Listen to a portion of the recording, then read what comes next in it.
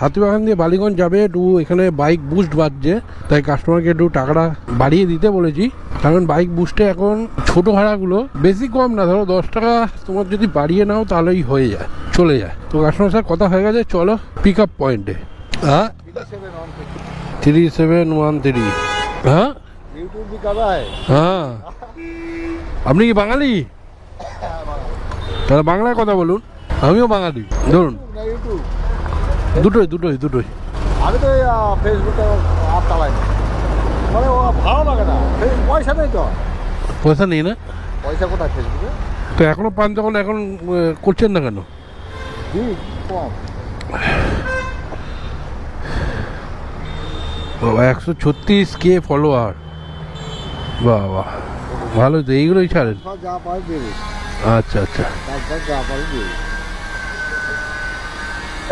আমি আমার বড় বড় ভিডিওগুলো ডিলিট করে দিলাম। কেন? ও ফোন করে মাথা খারাপ করে দেয়। হ্যাঁ, আর সেদিন যে ওইটা ছিল আমার 27 মিলিয়ন ভিউ।